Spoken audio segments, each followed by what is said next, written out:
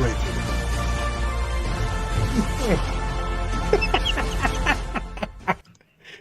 Hello and good evening, everyone. I am Brad, the oldest man in 40K Chester, the guy getting stabbed in the head.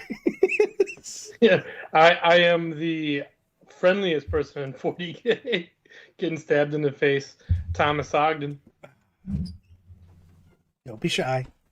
I Come am always wrong about meta predictions of 40K, even Crawley. Maybe you're right. You were already told.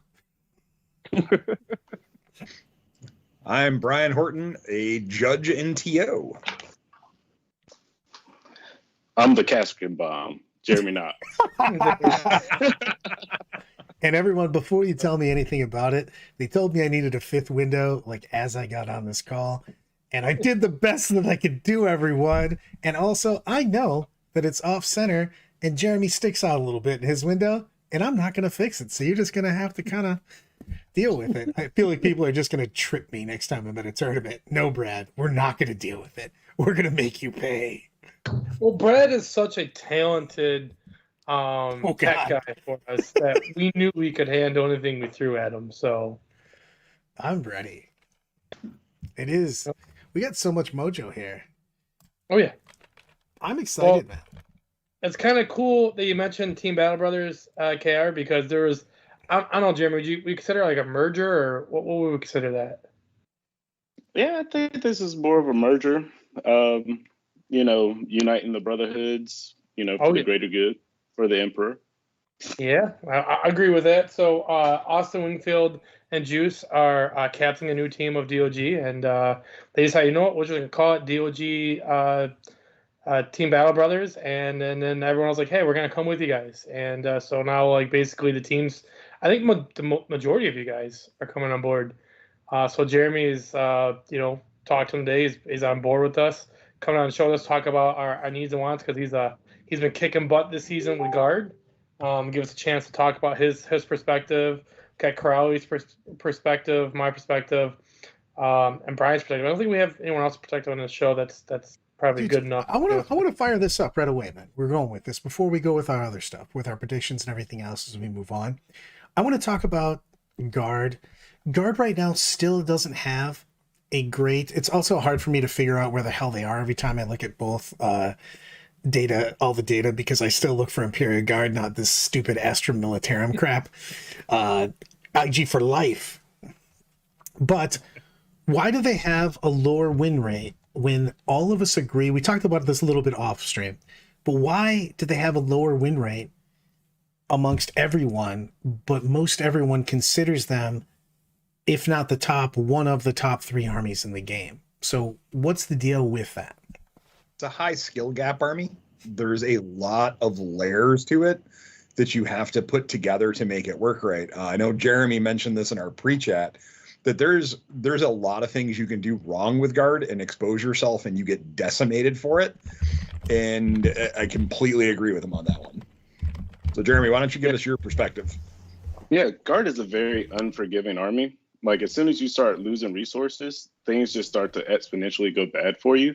And so what I've seen is that it's a huge skill gap between the top players playing with guard compared to some more inexperienced players playing guard. When you really look at the fundamentals that go into guard, it takes a lot of base knowledge of 40K.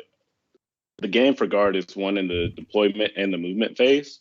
And then when you really think about just the issuing of orders and how that's all going to work out, you have to really think 1 to 2 turns in advance on, am I going to put, first rank, second rank fire on this thing, let the catchkins go? Or, am I going to just have to hang back? And from there, it's like, what do I give them? Right.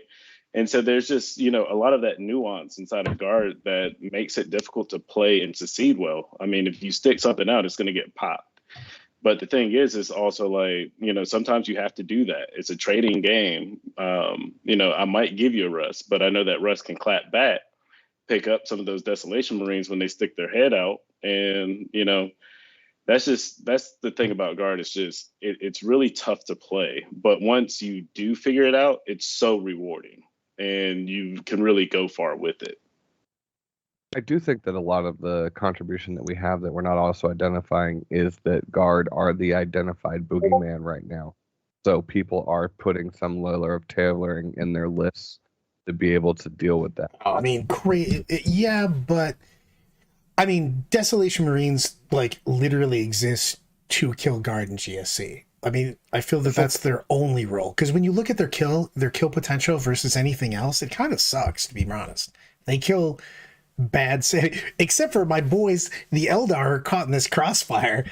They're like, oh, they're trying to take care of the Imperial Guard, and the Eldar are like, please stop, the Guard have already been abusing us. Like, why? Well, I mean, for the purpose of that, though, right? Iron Hands is still in a really good spot. I think over the weekend, 33 players, 56% win rate, right? But there's still hobby lag when it comes to being able to acquire Desolation Marines when it comes to your average player. Average, like, because all these games are taking into effect RTTs, smaller events, stuff like that, which could bring some of the numbers down. But I think the most of the top tables where you're seeing a lot of the interesting back and forth between IG and others, you're going to have those access to those tools, where in smaller events, you're not necessarily going to have access to those tools. I also think like, when we look at a lot of guard players, I think because a lot of top players agree that they're just a boogeyman right now, you see a lot of people trying to jump on the guard bandwagon, and they're just making like very skewed lists. Like, I'm going to go all tanks, I'm going to go all infantry. They're not trying to mix like all the tools. They're just trying to go like one skewed list. And unfortunately, when you have a list like that, you run into, like the rock to your scissors. It's not going to go well. I think to make guard as effective they are, you need to basically bring all of their tools. Like, like going sentinels. Like we've seen, even with myself, I wasn't going too many sentinels beginning. And after looking at Adepticon and some other stuff, I'm starting to agree that they're one of the most broken things in the book behind Karskins. And then people like trying to focus too much on Karskins. Like, you can't run. I think 3 of them is just too much. I think you don't have a chance to really utilize them properly, because most lists can like hamper them, right? Or you're going too many tanks, not enough bodies. Like, it's trying to find that right blend. And when you're doing like a mixed list with guard, it's very easy to just mess it up and not get the orders right, be out of position. So you just see a lot of people trying to learn them right now. But when you see them in the hands of like a super skilled player that understands the book, they're absolutely insane. I do think guard will become a significantly larger problem if the data slate hits angels effectively. I'm terrified of this. I'm sorry. We have such a fine line. There's a couple of things that need to be touched, but as a whole, we're in the best meta ever right now. At least in recent time, from 8th to 9th, this is laughably the best meta. And we could do it with like a sprinkling, but the problem is that we talked about a little bit of this last week, which is, or maybe the week before. I'm an old man, I have no concept of time, but we're on a knife's edge and keeping a meta balance, man. It's so hard to keep armies in it. So like I talk about all the time, when Custodes was a big problem, but Custodes weren't actually the problem, because Tau came out at the same time, and Tau was killing all of the things that Custodes was bad against. And I'm worried that same shit's going to happen, because right now we've got a nice, this army's good against this, but this army's good against this. And we have a lot of Marines out there, and we've got a lot of armies that are very good versus Marines. So it props them up a little bit. But all of a sudden, if you see some of these other things fall off, they no longer have the things they hunt. So all of a sudden you end up with a meta where we only play Iron Hands like we did back, 2-3 LVLs ago, where you get this, this isn't an army that I can pick on anymore, so I'm going to have to play the same shit as everybody else. So you get everybody playing only guard in IG or something, guard in GSC. I don't want that to happen. I'm actually really worried about that. I agree. Jeremy, what do you feel like is the Batman to your Superman in the meta currently? Batman to my Superman, or Superman to my Batman. That's an interesting question. I haven't Hold on a minute. Batman v Superman. Let's not get this Don't twisted. don't try this revisionist history, okay? You IG players. Hell no. Yeah. Yeah, so I don't really see, like, as far as like with guard, I don't really have any armies that I'm nervous about, or that I try to truly tech into. With my army list, I have a couple of tech pieces in there for that suits the situations, like the Aegis defense line. If I come across Dark Angels, I can have some durability there against that onslaught of the 20 Desolation Marines everybody is building. But I also know that not everybody's going to have access to 10 to 20, because number one, all the frontline gaming stores are selling out of that Agastus bot set, and then on top of that, it's priced way too high, right? So I think I might be, in that sweet spot when it comes down to defense capabilities, putting AOC, on my mortars, my Castrican, stuff like that, through that defense line. It's such a small footprint because GW is very vague on how you deploy that thing. Like, we sat at the RTT this past weekend, was like, how do you deploy this thing? There's no verbiage in the codex. If you look at the web store, if it's everything in one box, then I could technically put 2 out, but then you see it says 2 defense lines. So you look at the sprue and it's like, oh, okay, 6 barricades, 1 platform. But you can break it up. So you can place, 1 barricade here, 3 barricades over there, the platform over here. And you can start sticking your Castrican behind that. You can stick your mortars behind that. So, AP2 essentially becomes AP0. At that point, I sent Tom some pictures earlier of how that really looks on a battlefield. And that's all you really need is 40 points to What do you think about that though, Jeremy? Because I think we need something. Do we need like a per tournament? Just like everybody, a lot of the tournaments I love put out pictures and whatnot of terrain and what they're going to be and stuff like that. And I love that, by the way. TOs, the more information a player can have before the tournament, the better. But with something like an Aegis defense line, and I'm not saying that everybody or hardly anybody's going to do, but you're going to have that one ass clown that's going to try to make oddball shapes that make it difficult for people to get at them and deploy models and shit like that. Do we need a quick, basically paragraph of, hey man, here's the shit you can't do unless you're a douche. You know what I mean? Don't be a douche. do we need that? So I would prefer if GW could say, this is the intended way of deploying these in a rule book instead of putting it into the instruction manual. So there are ways where, the rules doesn't say that you can't just stack 1 barricade on top of the other and just keep going forward with it, because it just says you had to be 3 inches away from other terrain. But, fortifications can be as close as they want to be to the same data sheet, right? I have even thought about just the fact of putting multiple defense lines up in front of me, because it counts as, difficult ground. So road eaters, come get some. You're going to be taking -4 inches to your charge to get to my front line if you want to. I mean, there's ways of gaming the system, but it's really all about, let's use common sense with how to deploy this thing. Yeah, but I feel like I always go back to a million years ago in playtesting when we were playtesting 8th and shit. And I kept asking questions, and one of the GW guys, you could tell he was just getting annoyed. And he's like, well, Brad, do we need to put it in the book that we don't be an asshole? And the entire room at the same time went, yes, you need to put that in the rules. Don't be a dick. Take away the ability to be a dick. That's all I kind of think. Because we talk about all the time as having a great game. And also, if you ask enough questions and have a conversation with your opponent, I think you can force people to have a good game, but take away the devil on their shoulder to be a douche. You know what I mean? The finagle shit, and don't basically immediately stop that shit before it even starts, because you're going to have that guy that's like, man, this isn't technically illegal. You know what I mean? You're saying, but just say that beforehand. Just don't even let it be anything, and then you can just go, all right, well, you're not even allowed, so I don't have to have that. Hey man, you probably shouldn't try to put your Sky Shield landing platform sideways. You know what I mean? Raise your hand if you remember those guys that put their repulsor executioners on top of 6-foot skyscrapers lined up where you could not get to them and they could see the entire tape. like I don't mean that you're meaning it, but when you say, "How do I deploy my Aegis defense line? Do I string it across and put it in?"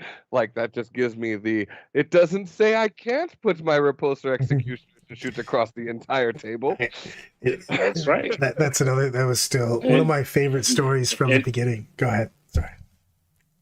And you could just go, oops, all Limerus tanks and all defense lines and just remove terrain pieces, because a lot of player pack says, if you can't fit your fortification, remove terrain. So now I could just take 12 Russes, 3 Aegis defense lines, and there's no line of sight. Well, if no one says how to do it either, Jeremy, fuck it. If you don't tell me how to deploy my Aegis defense line, I'll just break it up into small pieces and deploy my first piece in the middle of the ruin. Pick the ruin up, chuck it. Next piece, middle of the ruin. There is a rule, though. It says you got to stay away 3 inches away from other terrain features, so you can't put it in the middle of the ruin. My bad. They did FAQ that in the GW core rules, so that's a win. Actually, I agree real quick, not to go too far off tangent with Michael. He just posted, give my gladiators flyback. I think they should have flyback on the gladiators. And shit, it's got fucking hover tank, man. Yeah, what's the I can't think of the Impulsors. Impulsors. Repulsor, Redemptor, the Executioner, something like that. Yeah. Repulsor, Executioner, all those things. They're all they're all hover tanks, and they took fly away from almost all that shit. You're like, they're like, especially Impulsors, man. Like, is there anything that got sadder when they lost fly? You're like, hey man, isn't this thing on a flying base? But it's a low flying base. You're like, I feel like I can still fly. You're like, yeah. In 8th edition too, the shield drone was like I remember the sad days between Indominus releasing and then the Space Marine book coming out. There used to be a 4-up invuln, so it was actually a decent transport. Yeah, and now it has a shield drone, but also was costed appropriately because it is an expensive tank. Right. So I don't know. I just shit like that where you're like, it feels pretty decent. They're like, Again, it's one of those things where we could give it one of these 3 nerfs, and they're like, yes, check all, click, and just gave them all. You're like, no, you either price hurt them, you hurt them with the fly, or you hurt them with this, and you're like, nah, we'll just do them all. You're like, cool, I'm gonna set my impulsors on fire. Lyle, so this is not the strategy I want to hear our top players doing. Well, you can't control us, Lyle. We go off tangent all the time. That's what we do. You have to understand is that by us having this conversation about the Aegis defense line, 1,000 TOs all just screamed out at once. And you just Obi-Wan us. Hold on, wait. This is where I get to raise my hand and go, there's a reason at one point in time that WTC banned fortifications from their event. Was because sideways sky shield landing platforms. Jackasses, and they went, fuck it. They're not allowed. Screw you. Go home. So let's get it. I know we hit a little bit, but let's get a little bit on topic here. Let's talk about the Dataslate. What? let's get on topic and let's talk about this Dataslate. What are some things we want to see from all the factions? Like, let's go with some things that we think could be toned down a little bit. Obviously we talked a little bit about Karskins and be toned down. We talked about the completely overpowered Grots. Those guys definitely completely overpowered Grots. Yeah. By the way, Orcs, one of the top 3 armies that's underrated in the game, has a great spot right now. Until they go get the card, then it's not fun. And it's a very go firsty army though. Let's roundtable it and have everybody say like their 3 changes that they think need to occur. Cool. We're gonna start on my top right, which is this way. I don't know where you are. Either way, we're gonna stop with Brian, and we're gonna go Brian, Knox, Ogden, and Mr. Crawley, and we'll save the old man for last. Wait a minute, before we do this, did Brad just hesitate on my fucking name? Did anyone else just hear it? What's that? Did you just hesitate trying to remember my name? Like I feel kind of. I was trying to stifle my cough is what I was trying to do. Now you're calling me out. I was trying not to die, Dick. I thought you had to remember my name. I was like, wow, okay, man. We've only been friends for like 15 years, but I got it, I was like, the dude in the middle. That fat guy's name. That fat guy with the glasses. Some stranger. Look, man, you're in the bonus fucking... Actually, Jeremy's in your normal square. I mean a new square. You are the new square. You're just some new guy. This is where I want to be. I'm sandwiched between 4 dudes right now. This sounds like a good time. So, everybody pick one thing that you think's going to happen on here. Let's do 2. Two. Screw it. Well, by the time I get there's going to be nothing. I'm going to be like, I think that Crude are going to go up 10 points. Brian, you're up.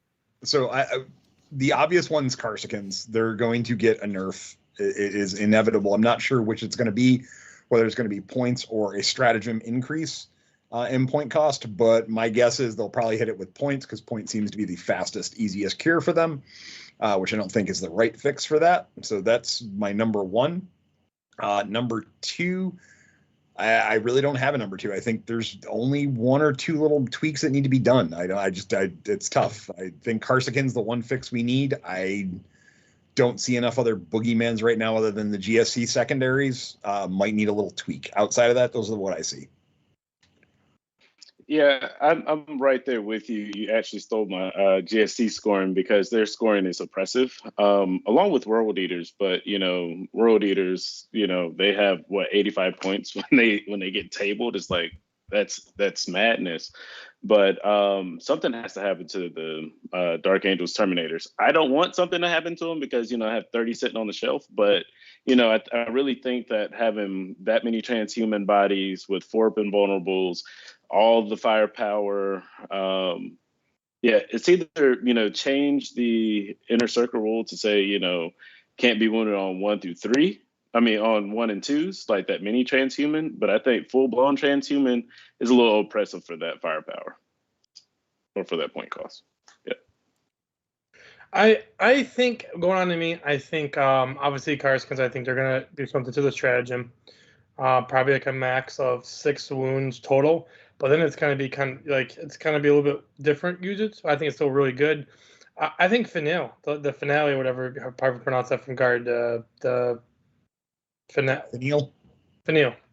That thing is just holy shit, the most broken relic in the game. I think it should ignore wound caps personally. I think the hit modifier should be taken away from it. The fact that you can use it to abuse like hit modifier and wound caps just seems stupidly broken. So I think we're going to see that get nerfed a little bit. I think you'll see Dark Angels get touched a little bit. I don't know if they'll take Transhuman away because it's kind of like their shtick. I think you're just going to see them pay for like Storm Shields and Thunder Hammers and a few other small changes here and there, where they'll still be really strong. They just won't be like everywhere. I think you'll see some secondaries nerfed. I think you should see Command nerfed from Guard. I think you'll see Ambush. I think Codex Warfare. All that looks like it's got a chance of getting hurt because they're just like too easy to score max on right now. Like I haven't been to a game yet with Guard where I haven't maxed flexible command, and by turn 3, it's just an automatically 15 points, right? And it's just you can't stop it. But that's the thing I think you're gonna see some changes on. I think we can get those fixed. I think we toned down a little bit of scoring on some of these codexes and bring them more in line with other codexes. I think we'll have a pretty solid final 2 to 3 months of this edition because going for 15, exactly, Brad. That's what I do. I want to take everything I can from you. I want you to get up here and be like, Exactly. I knew it was coming. Brad's going last. Tom's like, anything else that Brad likes? Also, short people. I like Space Wolves, so I think Space Wolves will probably get nerfed a little bit. Not all their free. I'm just kidding. I got that right there. Let's move it on. I, as a person who has been a victim of GW on multiple accounts, do not think GW is going to be nice or kind with their adjustment. So I think that you're going to see Thunder Hammers going back up to their normal point costs. I think Storm Shields are going to go back up to their normal costs. I think that the Finial will probably die. I foresee them doing something dramatic within, like making it either a command buff or something similar. They might even remove core from Kasserkins or mortars because they want to stop the flexibility that comes from those things. These are not things that I would like to see. I think that's what they'll do. I think Inflexible Command probably goes to 1/1/1 rather than 2/2/2 Cap 5 because it's literally an auto points. Like it's worse than any Necron secondary because at least in Necron secondaries you had to expose yourself and do something, not just stand within buff range of your models to be able to get a buff. Oh, I'm sorry, we're going to give you 24-inch buff range, but that still counts. Yeah. But yeah, no. But honestly, I don't think they're going to be light. I also think that they're going to hit Prince of Poppers directly or hit the bikes directly in GSC, in addition to toning down their secondaries. Because I mean, we've played with GW for a while, and the last time that they took it a little bit light, they got absolutely razzed by the community, like absolutely to the point where they were having to make apologetic posts on Warhammer community. So there is no such thing as a measured response by GW anymore. After the first time they hit Drukari with 5-point change to Dark Lances and everything, and then the one where they did with the buffing Marines by like a 1% thing, they're just going to go over the top, and the meta is going to evolve. The thing is we have so little time left. You know what? I'm going to go the positive way. I'm going the exact opposite. I think they're going to put their Cinderella gloves on, and they're going to put some magic fairy dust over the game. They're going to lovingly massage it, brush its hair, and be like, "You're a pretty, pretty princess, 40K. Get out there."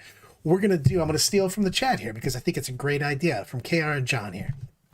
I think you take all of those secondaries that are the must-haves, the easy ones that people just take automatically, and you make them a max 12 instead of a max 15. Boom. Good to go. I think that your KR is right on this. Make it so you can only take one book secondary, man. Give that back in there. Because some books are laughably better than others with their secondaries. Some secondaries are so good, and then other secondaries are like, hey, man, if you stand on every objective, you get 1 point. You're like, that's dumb, and I want to punch you for sending that to me. So, like, it's a big deal on that, and they can fix so much with such a light touch. Hey, ready? I'm going to fix the casterkins. Ready? They can only do 6 mortals, period. Not every single unit. Cool. Play the game. Meta's in a great spot. Cinderella does that shit.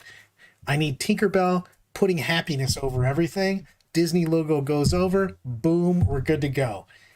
I hope that's what happens. And I am full of hope. I saw New Hope. I'm old enough to have seen that in the theaters. Thank you very much. You know what I would absolutely love to see, and I know they won't do it, but it would be the most wonderful thing ever.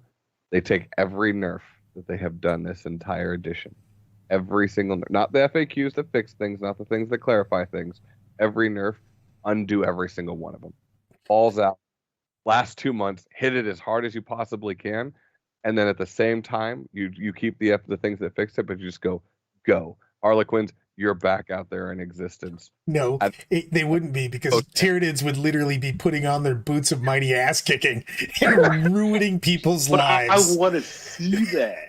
That would be amazing to see all the codexes at full strength playing against each other. That would be still won't matter. I've done this a few months ago, and I said so just roll back OP for every that. nerf.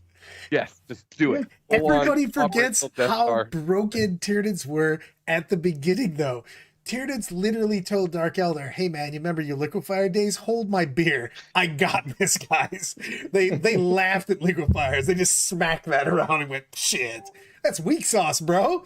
No one remembers when you just went, I'm going to put a Maleceptor up here and do 83 mortal wounds to everybody within 12 inches. Do I need to see him? Fuck you, I don't need to see him. You need to die is what you need to do.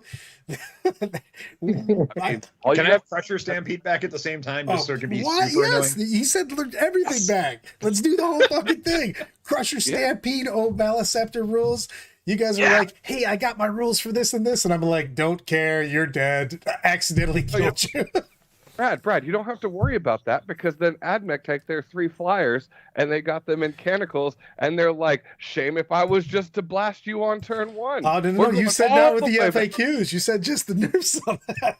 You know, I want to say something slightly controversial here. I do have a hope for the new edition coming out. I really hope that they really tone down these faction secondaries. So I think it's really silly that some of these codexes just have absolutely easy scoring secondaries, while some codexes just get screwed on them. I would like to see like maybe 20 non-faction secondaries, and that's just it, personally. How do you guys feel about that? I would like to see like 1 faction secondary, and then the rest you have to pick from the book. I mean, there was a time in the meta where there weren't faction secondaries, right? And everything was just straight from the book. I'd like to go back to that thing where each army has to pull from that. How about we have you have to take your secondary, right? you have to take your book secondary. And then in each mission, there's 5 secondaries to choose from in those missions. Don't even do that. Just go back to mission secondary. What happened to mission secondaries, everyone? Like, what was the big deal about it? I love those. Like, here is what you have to do in this mission. Figure it out. We had 9 different ones. You know what I mean? So you had to plan. So you could take a faction secondary, 1, take a book, a basic secondary, and then your third secondary just has to be the mission secondary. You basically balance shit out.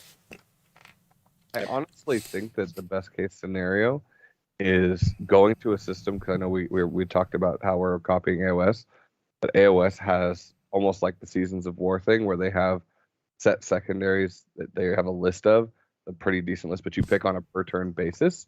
That adds a little bit more flexibility, but a little bit more commandership back into the thing. So it's like, hey, I'm going to take grind this turn because this is a good turn they've had to overexpose, to overextend, so I can kill a couple more units and they're not going to be able to hit me back as hard, right? Or they only killed 1 unit, depending on how it scores. Or we go back to 8th edition where it's just set, kill more, grab more. That was unfun though. Being too simplistic and too basic makes the game not dynamic. I like to be able to have to do shit. They did it. I'm gonna have to say they got on the right thing when we took away things like To the Last and just straight hold 3. I can't even remember it now. I'm an old man. I'm breaking down. Stranglehold. Which I love Stranglehold, man. Get out of here. The thing is that it's too boring. You know what I mean? Like, I like the fact that when you're taking certain secondaries, you have to go do something, and your opponent can plan on trying to stop that something. I would like every secondary to be interactive. Right. When you're just like, hey, sit here and do nothing. Well, that sucks, bros. Oh, Bren's in town.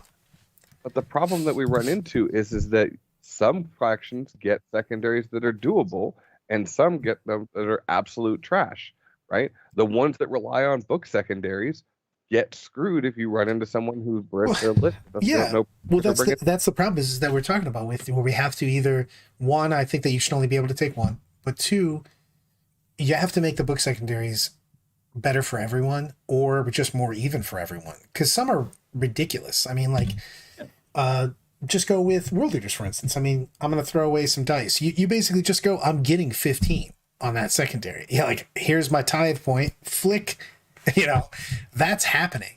And I don't mind everybody having a good secondary, but everybody should have every codex should have a busted secondary, or every codex should have some sort of fair secondary. And to be honest, it's just easier to make a busted secondary for everybody than to make them all fair. I also think that every codex, if we're going to have some codexes that have a secondary that's like capped at 12, then every codex secondary should be capped at 12. I'll agree on that. 100%. Yeah, 100%. Give them an easy secondary, but cap it at 12. So then you have the risk reward, you know what I mean? With taking a 15 versus a 12. Hey, do you want to take the easy 12 or do you want to go for the 15? Because your opponent might push for that 15 and then you're only getting the 12 at that point in time. I like that. That's a great thing at that. Because I'm sitting down across from Jeremy right now and we're picking our secondaries. Is he going to choose that 12? I have to think the same thing. Is he going to choose the 12 or is he going to go for the 15? Because if I'm capped at my 12, all of a sudden he just has to get that 13. Boom, he's ahead by 1. That's a big deal if my score is capped at 95, whatever, and he can get that 100. It's harder for him, but now, like, that's a game. That's an interactive game, though. Real quick, before we continue this real quick, guys, we're halfway through the show. Got almost 80 people watching the show. We got 28 likes. If you guys can give us hit that like button and subscribe if you haven't already, it helps us out tremendously. We're still still a newer show. It's been out for about 3-4 months now, but still growing. And if you can help us grow, we would absolutely appreciate it. We base all our shows every week based off what the community wants. So the more we have you in here talking to us, the more we can try to grow it. We appreciate your help. Keep going, Cry. I didn't mean to interrupt you there, brother. Just want to give us our obligatory halfway through the hit the like button and subscribe. Brad, I think we're a lot aligned. I would like to see more secondaries like R&D, like ATR from Tau, and like banners where there's counterplay and you have to play specifically to do things, but that they're decently to score if you're playing right. That's where I want, right? Like, I don't like Engage used to be better, but Engage is such crap now with it requires a wall of text, but some armies can do it. But like right now, I think behind enemy lines is ridiculously too easy to score compared to how it was. Right. So. Yeah, I mean, okay, we mentioned our Patreon. It goes on our bots. We try not to do it too much because we don't want to make like we're trying to sell our Patreon. We want it to be more, hey, if you want to support us, join the Patreon. There's also like some Discord channels. We talk a lot of coaching and stuff there, but it's more about we want it to be more of a community. If you want to support us, join the Patreon. But other than that, just if you could like and subscribe, we're pretty happy with that. Just read the chat on that. Don't let Brad die. Support. Yeah, that is true. For those who don't know, Brad receives all of our Patreon monies. Because it's more like support DOG and our content, but also make sure Brad has food in the cupboard. But I just think stuff like grind is just poorly written. Well, it is, and the thing is that I wouldn't mind strats or abilities for HQs because I think the HQs are there's a lot of them that are really good, don't get me wrong, but there's not enough HQ interaction with buffing and manipulating the game. You should get certain things for having a Primarch or the Chapter Master or whatever kind of thing. You know what I mean? Hello, everyone. But I'd like to see more of that. You know what I mean? Maybe they want the game to be a little more streamed on that, but I'd love to see you get benefits for having your favorite character on the board. You know what I mean? It's a good thing on that, which could go a long way into helping out with those secondaries and stuff like that. There's just a lot of stuff you can do, and I like that idea. I mean, they're not going to do it now; they'll do it obviously in 10th. But like we talked about this a lot. I really want things to go to more abilities on the data sheet as opposed to random combinations in the book.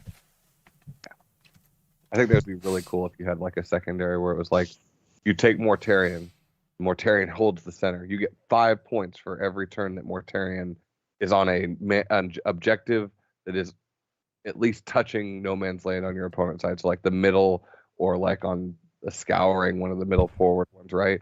But in that case, you get 5 points. So you have to put your character there, and there's this risk versus reward of getting him up there, doing this important thing.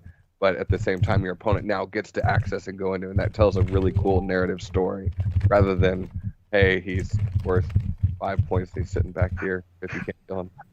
I also don't think there should be secondaries that could be maxed out 3 turns. I think it should take you at least 4 or 5 turns to max the secondary out, because I think your opponent should have a chance to interact with it. Some of these secondaries, I think, they're just too easy to do, and there's no interacting. Like, Inflexible Command, are you kidding me? That secondary is just stupid. Oh, I don't think any of the secondaries should be more than 4 points in a turn. Agreed. Yeah, I mean, and I think with Inflexible, you should probably just drop the whole killer unit while it's being ordered. Getting 2 points for that when your entire army's ordered, that's kind of busted, right?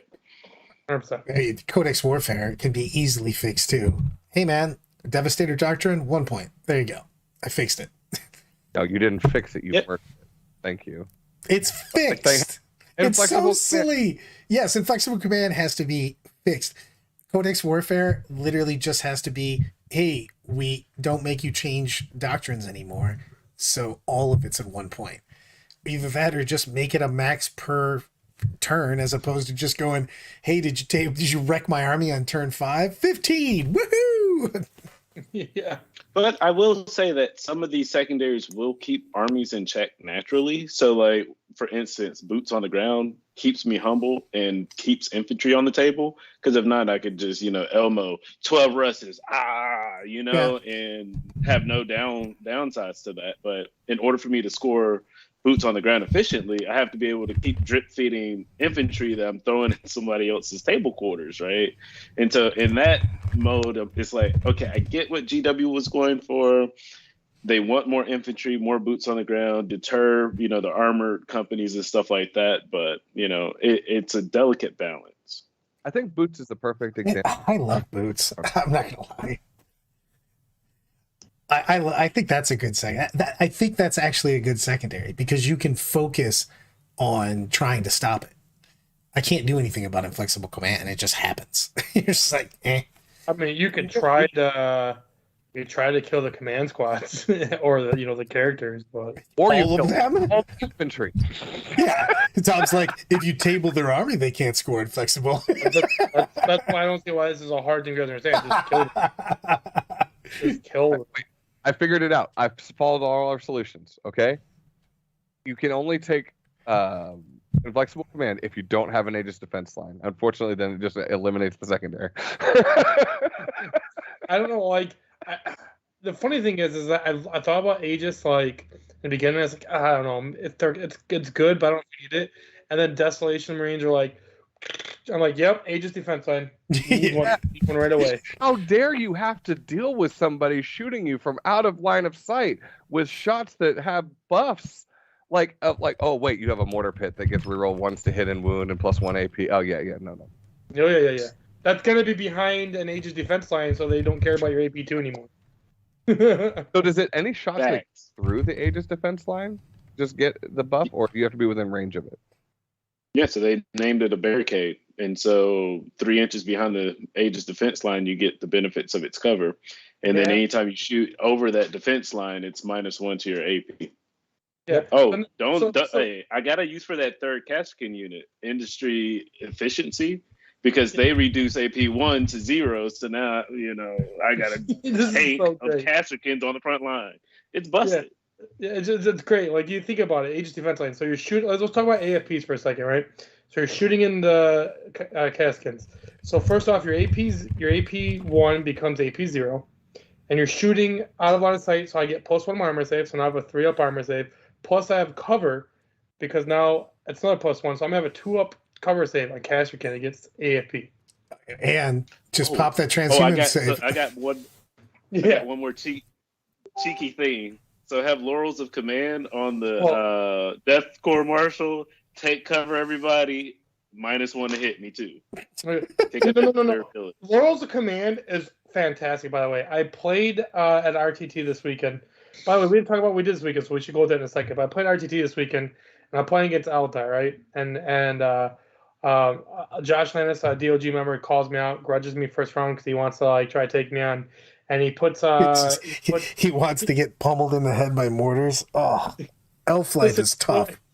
He put what's that vehicle they have that can deep strike turn 1, Brad? What kind of Falcon.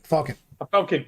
He puts a Falcon in there, and he's like, he rolls his dice and whatever. He's like, oh, I'm gonna have 2 charges. So he puts he's trying to put a Banshee. He's like, don't do that. It's like, no. I'm gonna get a guaranteed first turn charge. Like, don't do that. Like, why? Is like, I'm gonna pop Laurel's Command. I'm gonna get out of my commissary, and I'm gonna give Vigilant to all my squads, so you can't deep streak within 12 inches of me, so you can't even charge me. And because I have Laurel's Command, I can do it 1 time in the game and your turn. So if you go first, you can't charge me. He's like, that is stupid. I'm like, yup. I'm standing by what I just put in chat. Elf life equal rough life right now. I love that you're saying that, because how long did you play Eldar? And I was like, begging, Brad, please stop playing Eldar. Just play Tau with me. It'll make your life so much easier. You'll enjoy. You hogged all the Tau, man. You wouldn't let me play him. Listen, this is back when Tau was in its prime, full strength, crushing shit. And Brad's like, no, I'm playing Eldar. I'm like, stop playing Eldar, Brad. Just please try 1 game with Tau. He finally tries it at LVO. Last tournament, he's like, man, should have done this way sooner. This army is awesome. I told him, I walked up to Tom. I'm like, this is bullshit. Why didn't you tell me these guys were good earlier, man? Yes. This is all you've been hoarding this. I played it with that RTT. I think we held on to Eldar too long. Yeah.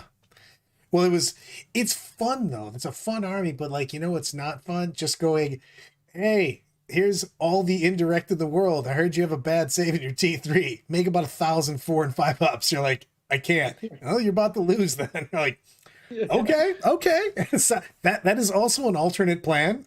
Pick up all your models. So I hate indirect so much.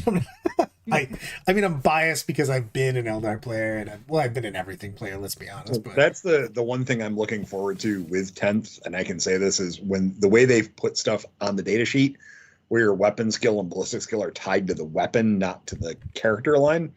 Yeah. They can make indirect built into it. It's a 5+ to hit with it. Yeah. If shooting it indirect, if shooting it direct, it can be this. I just love that personal side there. It makes it I- easier. You know how many times I had to do like big brain math at the table for my opponent to understand my mortars are going to hit you on fours, re-rolling ones. They're like, no, 5 up, 5 ups. And I'm like, so -1 ballistic, No. +1 from Teke. Come on now. You know, like that got really the armor I contempt got days. lightning fast. Arbor contempt when you're like, all right, here's my AP. It's actually this to you. Oh, I'm firing indirect plus it has armor contempt. Let's go talk about the story that we have to tell each other now. Because the other person's like, is that the AP before or after armor contempt or before or after the indirect? You're like, I hate this game right now. I'm going to go play Pog Slams. But boom! I don't know. If I- you don't know unless you know the TO feeling like me and Brian do from an early ninth explaining fights last, fights first, charges. Basically we had to go back to initiative systems to be able to explain. I have a flow chart for it. I actually have a sheet with a flow chart. Just like, bam, this is what happens. Just follow this. Brad's joking, but I literally had a flowchart printed and laminated I carried with me because I played Black Templars that had fights first and fights last mechanics. I'm like, every time someone arrives, here's your flowchart. And then, hey, guess what? That unit fights after every other unit's fought. Does that mean it fights last? No, it fights after every other unit is fought, including fights last units. God, don't So- remind me. So real quick, one thing I want to talk about because we kind of hit on the next edition, some things they showed us. We talked about the data, like the new character sheet stuff. I actually really like the OC mechanic. Like I think that's gonna be kind of cool. Yeah. The what, where, how, when? How you So- hold objective. This is where I can go. They have an OC mechanic. The OC mechanic is objective controlled. When you go to count the number of things on it, you go, I have 10 models with OC2, you have 10 models with OC1. Hey, guess what? I have 20, you have 10, I win. I control the objective. All I know is at first I just thought you guys had said they have the OG mechanic. And I was just like, man, I got like Ice Cube and Flava Flav on mine. Is that the OG? I take this mechanic there. I take this objective now. I have so much OG on this objective. But I like the idea of then also having things that have OC0 that don't count for controlling objectives. It'd be really interesting to see, like, I'm just going to throw names out there. I have no idea if this is the case, but things like Nurglings, Ripper Swarms, Necron Scarabs that probably shouldn't be objective controllers, that are more of a, get in the way, tie stuff up kind of thing, not being able to control Right. objectives with the few guys around there. The stuff that I really am going to find interesting. I'm just hoping that OC numbers are consistent across armies. So that, because I don't want to do, well, I've got 3 2s and 4 3s and a 12 and a 3 over here and a 5 over here. And you've got, oh God, you're playing guard. So you've got a 6, a 2, a 2, a 1, a 3, a 7. Okay, well, we've got to bust out the calculator and spend 5 minutes to figure out who controls this objective, right?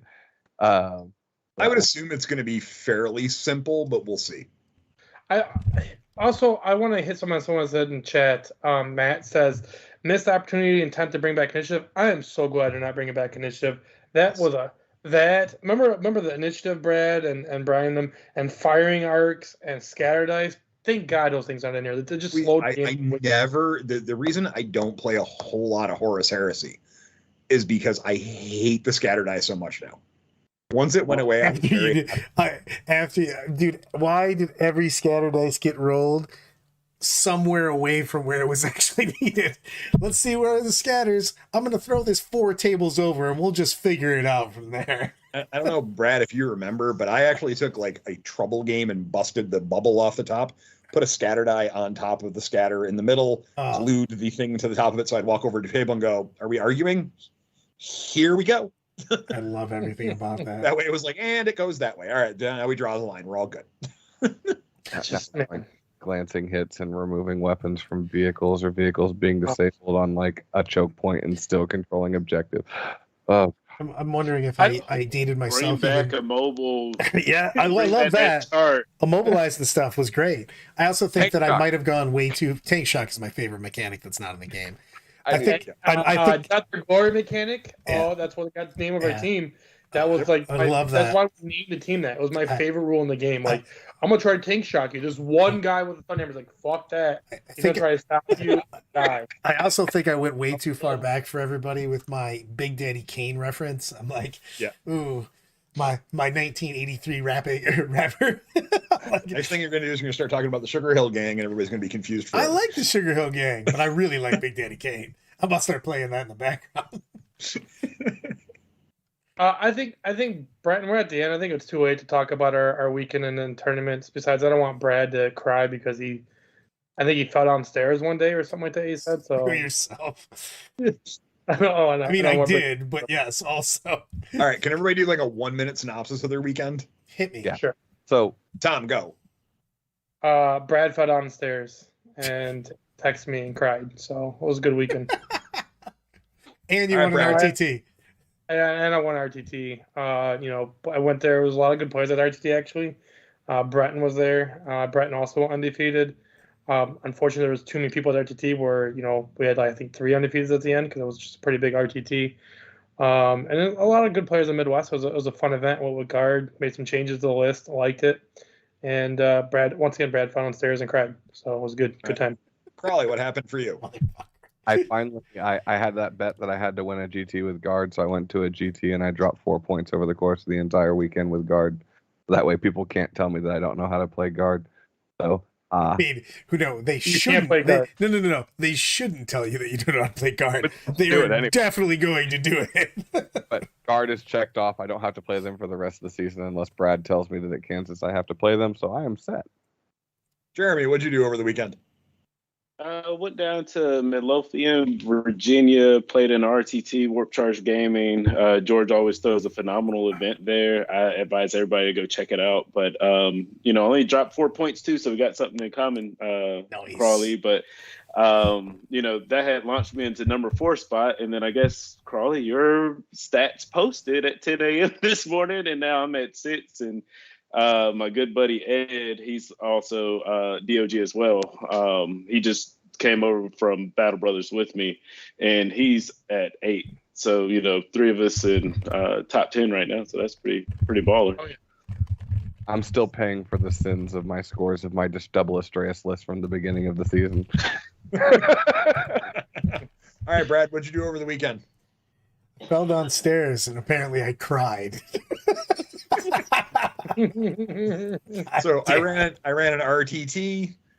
We had 20 people. It was a really good time, lots of fun. Eldar actually ended up winning it, which was a little bit of a surprise. There was also an undefeated Guard list and an undefeated Blood Angels list at it. So it was really a good time. It was a really good time. I know Breton actually played Farsight. Real quick, as we're getting towards the end, guys, we have a lot of new people on here. If you guys give us some likes and subscribes, helps us out a lot. Appreciate it. So yeah, we have what, 8 minutes, guys? What do you want to wrap it up with? I want to talk about real quick, everybody, on this. We talked about the big bad boogeyman of Guard. What does everyone think? And I gave one of mine because I said orcs.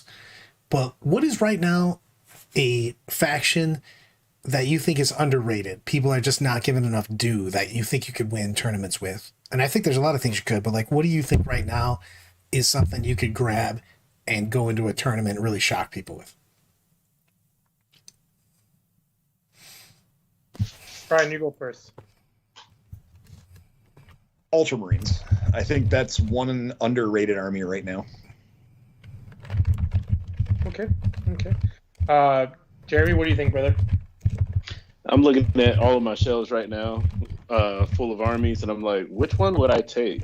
I still love Drukhari. I don't know why I think Drukhari still has a lot of play in this meta, especially after AOC's done. Speed is really good. Speed kills. Speed kills. All right. Mr. Dark Angel champion himself, Stephen Crowley, what do you think? World Eaters. After playing against them, I literally played into a World Eaters player that knew that he was not going to be able to kill me this weekend. So he literally took secondaries, stayed on his objectives, and scored a 92 by just giving me bait to kill him on objectives. And I was like, holy moly, I played right into his play. If I didn't max boots, I was screwed. So yeah, I think World Eaters right now, especially on GW terrain, are really freaking fantastic. All right, Brad, what do you think, brother? Clowns. Oh, I love clowns right now. There's a list that seems like 120 bodies. Just silly. They're still really good, man. I mean, they have all the same tricks they had. They just have a shittier save. But, were they really standing up to damage? You know what I mean? That's the whole thing. You know what the best defense is? Not being seen. Oh, yeah. I'm I'm gonna. Guard has something to say about that. You should. That's why you're the bane of Eldar existence. You know, We I'm gonna keep go Eldar off the field. And Desolator Marines. Yes. Son of a bitches. I want to say Black Templars are underrated as well. I agree with Michael, and I think I'm going to look more out the box. I'm going to go out the box for my pick. You guys ready for this one? I'm going to shock all of you. Shocking the Casbar? Oh, yeah. I'm going to say Tau. Tau's my pick. You're not shocking anybody. I said that earlier. Yeah. I already put that in chat. It's there forever. Proof. I'm actually excited for 10th because I'm hoping some of the cuffs get pulled off of Tau and just get, you just take one nerf. Take one of the 5 nerfs away and I'm okay with them. You know what I'm excited for 10th for is I want to see someone who, like myself, like Jeremy, and other guys we know who have deep collections who can go, man, I so want to grab this army and play it. Oh, look, in 10th, it's viable for the first time in years. Yoink off the shelf, blow the dust off, and put it on a table. That's what I'm looking forward to. Bro, I am so excited for ATC this year since we know basically that ATC is probably going to be 10th. It is going to be a zoo wild west. KR stole my thunder on it, but I do want to. This is the question to round out the night. Marines are doing very, very well. Okay, why aren't Imperial Fists doing well? They ignore cover. Why are they not better? Come on, man! Someone tell me. I fucking love Brad. You know what? Brad, what's their ranking of their Primarch again? Even though I think he's negative 37. Brad, there is 4 guys that there's servitors that sweep the golden throne, and they are still better than he even got a tank named after him. Screw that guy. So Brad's like, you have to get rid of Iron Hands and Dark Angels to get Imperial Fist in the meta, right? I just think those 2 armies does what they do better. I mean, ignores cover is great, but with Iron Hands, you have so much efficient firepower, rerolling 1s across the board, along with Dark Angels getting +1 to hit in this whole like anti-LOS meta. So that's my thoughts on that. For 1 second, I think what we need to do is start the invitational 1 day early. And 8 players that are hand chosen have to bring the army that their opponent for round 1 calls out that they have, and we have to do like a shame RTT. Honestly, are you coming to the invitational, Crowley? I'm working on it. I have to. I start the new gig soon. The invitational is an insane event. Man, it'd be good if you're there because we're grudge matching. I'm gonna whoop your ass with some guard. What's the date on that again, Tom? Just so we all know. It's May 6th. May 6th. Strong on that. I love it. Strong on that, Tom. May 6th and 7th. For those who know, Invitational is a private event that's all Team DOG and friends of DOG. So if you're friends with us and you have the ability to go to Toledo, hit us up and see if we can get you a slot. 'Cause it is hard capped on slots. It is the most casual but competitive event you've ever seen. We have no TOs on staff because everyone's playing. There's like 8 TOs that are playing, and the rule is if you don't agree with your opponent, you call a TO, and a TO can't judge his own game. But it is super competitive, but super laid back at the same time. I don't know how to explain it. It was the best event we did last year. Loved it. Every one of you that knows me as a friend knows what Tom just did and why this hat is backward. Listen. Oh, there we go. Thank you, Michael. Thank you. You know me, bro. Dude, listen, Crowley, if you show up to Invitational, it's going to be a sad day when you get knocked out of bracket 1, round 1. Okay. So much shit talking. I love everything about this. If you beat me round 1, I will literally let you I'll have the whole team take a picture of me walk around during lunch break holding your my pocket. Exactly. Brad knew where I was going with that. I will take your pocket. I will pose with you. You don't even have to do anything in the reverse if you lose. You're just gonna lose round 1 invitational when I go guard. Cause you threw the gauntlet today. You said guard sucks. So I did not say guard sucks, to clarify, since this will be a Reddit article in the morning. I said I think guard are overrated. Not it's the same thing. Okay. Just making sure that the clarification of the actual verbiage that was used. Okay. Same thing. Man, it's Julie just throw down Team Crawley. Brad, you're in my. Oh, Oh, Brad just called out you, Brad. Uh-oh. Uh-oh. Looks like we both got easy first rounds. You know what I'm saying? Oh, What up? round one just got real. You know what? No, we're gonna turn this into a team match. Me and Brad, we're just doing doubles at this point. I'm on it. Also, we're gonna lie to you guys and tell you it's a 2,000 point game, and Tom and I are bringing 4,000. Boom! Winner, winner, chicken dinner. On that note, guys, if you haven't liked and subscribed to us, please do it. It helps us out a lot. It was a blast to have you guys. Before we go off too much, I want to welcome Jeremy. He's probably going to be a little bit more regular on the show. He's one of our newest members. Team Battle Brothers is DOG now. Well, the majority of them are. So they have their own team, and they just made us that much more awesome and cooler. And we are blessed to have them. And Jeremy, thanks for coming on the show. Hopefully, you come on here more regular with us. And everyone, give us your final thoughts on the way out. Also, I'm just cutting this off. Deuces. I gang signed it up. We're out.